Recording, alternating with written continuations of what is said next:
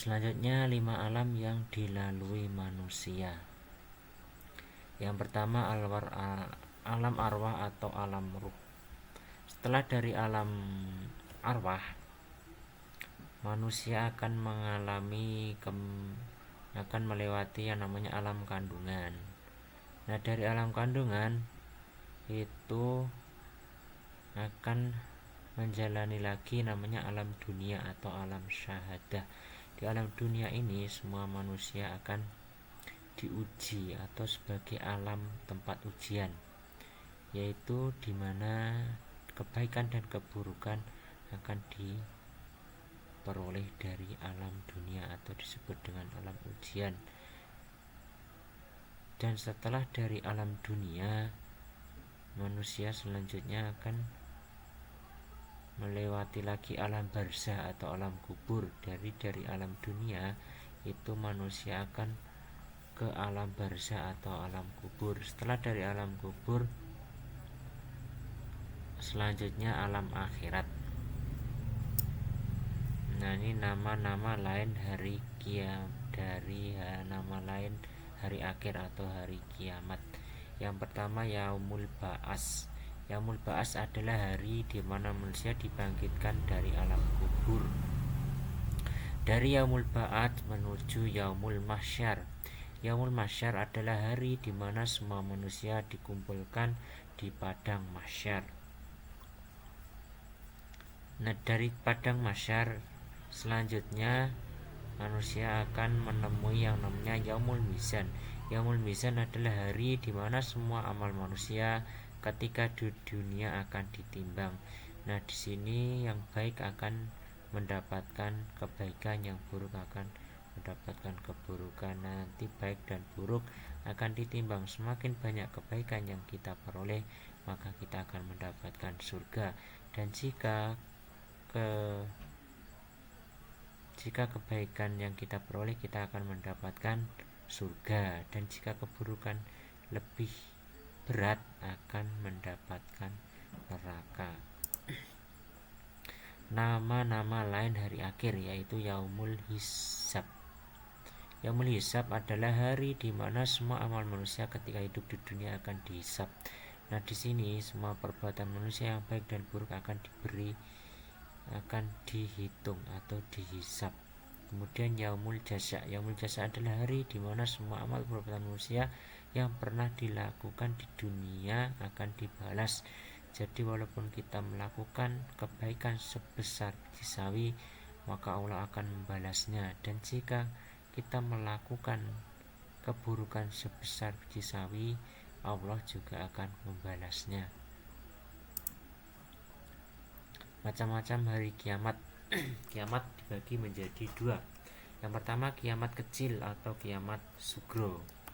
Kiamat sugro disebut juga kiamat kecil. Contoh dari kiamat ini seperti kematian, kecelakaan, banjir bandang, gempa bumi, tsunami, dan lain-lain.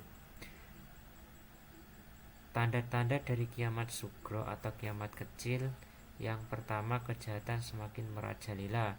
Yang kedua, banyak ulama yang meninggal dunia. Jumlah wanita lebih banyak daripada laki-laki. Jadi di sini angka kelahiran wanita lebih banyak daripada laki-laki. Fitnah sudah merebak kemana-mana. Yang dimaksud dengan fitnah sudah merebak kemana-mana, yang baik itu terlihat samar, sedangkan yang jahat itu terlihat baik. Yang baik itu terlihat jahat karena banyak fitnah yang merebak atau banyak orang yang menebarkan fitnah. Banyak orang yang mengejar kesenangan dunia dengan cara yang tidak baik. Jadi banyak orang yang mengejar kesenangan dunia sampai melupakan akhirat. Contohnya mereka yang mengejar dunia dengan cara menipu, dengan cara memakan hak anak yatim atau korupsi dan selain sebagainya. Munculnya para pendusta yang mengaku sebagai nabi. Nah, nanti di akhir zaman itu akan ada orang-orang yang mengaku nabi.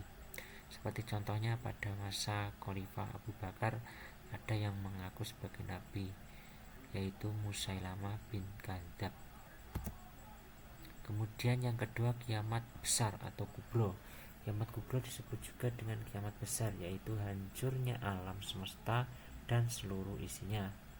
Dimulai dengan guncangan yang memporak-porandakan seluruh alam semesta. Jadi nanti akan ada gempa bumi yang sangat dahsyat hingga bumi ini terbelah. Tanda-tanda dari kiamat kubro. Yang pertama, munculnya dabah, hewan ajaib yang dapat berbicara. Nanti akan ada hewan yang di luar nalar manusia itu bisa berbicara. Munculnya Imam Mahdi. Imam Mahdi nanti muncul, dunia ini akan tentram, akan ada keadilan. Jadi yang jahat akan diberi hukuman dan seluruh dunia akan mengalami keadilan, tidak ada kejahatan. Setelah itu munculnya Dajjal. Dajjal ini menurut para ulama masih banyak orang yang berspekulasi. Ada yang katanya besar, matanya satu, dan lain sebagainya. Kemudian turunnya Nabi Isa alaihissalam. Turunnya Nabi Isa alaihissalam nanti adalah orang atau manusia pilihan Allah yang akan membunuh Dajjal. Turunnya Nabi Isa nanti apakah akan menyebarkan syariat yang dibawa oleh Nabi Isa? Jawabannya tidak. Nanti Nabi Isa ini akan mengikuti syariatnya Nabi Muhammad. Matahari terbit dari barat, dan nanti bumi ini akan berhenti berputar dan berputarnya berlawanan, maka matahari seakan-akan terbit dari barat. Kemudian apakah hikmah dari beriman kepada hari akhir? Yang pertama, meningkatkan iman dan takwa kepada Allah Subhanahu wa taala. Yang kedua, menghindari perbuatan dosa dan maksiat. Yang ketiga, menambah keyakinan atas kekuasaan Allah Subhanahu wa taala. Yang keempat, memotivasi diri supaya tidak menunda-nunda untuk berbuat kebaikan.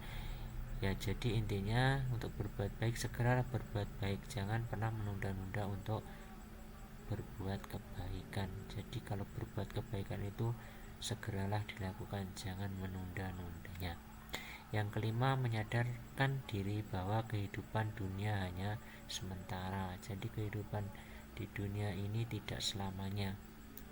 Jadi istilahnya orang Jawa itu mampir ngombe, atau hanya sekedar mengambil air minum atau meneguk air untuk diminum.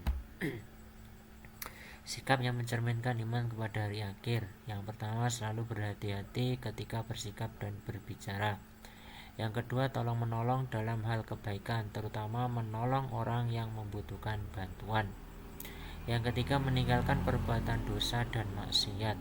Yang selanjutnya, memperbanyak amal soleh sebagai bekal di akhirat kelak. Yang selanjutnya, ingatkan teman yang berbuat salah. Jika ada teman yang salah, sebaiknya segera diingatkan bahwa itu salah dan mengajak teman berbuat baik. Pantun tanda-tanda kiamat kubro. Aku ada kawan namanya Rara, Rara punya adik namanya Ira. Pantun tadi tentang kiamat sugra, pantun ini tentang kiamat kubra. Pergi jalan-jalan ke Gunung Bromo, naik bemo. Apa tanda yang pertama? Yaitu bakal ada asap di dunia. Sebelum berangkat minum antimo biar tidak mual. Ada tanda yang selanjutnya yaitu munculnya fitnah Dajjal. Nah, nanti Dajjal itu orang yang akan menyebarkan fitnah di bumi ini atau di dunia ini. Ini beberapa pantun nasihat hari akhir. Beli semen mau bikin batako, beli semen bersama toko Abah. Lalu apa tanda yang iko? Yaitu munculnya dakbah. Dakbah tadi adalah hewan yang bisa berbicara layaknya manusia. Aida ngefans bersama Vidi Aldiano yang luar biasa. Tahukah kamu tanda selanjutnya? Yaitu turunnya Nabi Isa. Jadi Nabi Isa nanti yang membunuh Dajjal. Dewasa nanti aku ingin jadi penyair yang suka sepak bola. Ada tanda yang terakhir yaitu ditiupnya sangkakala. Nah, ini adalah yang terakhir kali, yaitu ditiupnya sangkakala. Ketika sangkakala ditiup, maka bumi ini akan hancur, langit akan digulung, bintang-bintang saling bertabrakan, planet-planet saling bertabrakan, gravitasi tidak beraturan, matahari mulai menghilang. Terima kasih. Waalaikumsalam warahmatullahi wabarakatuh.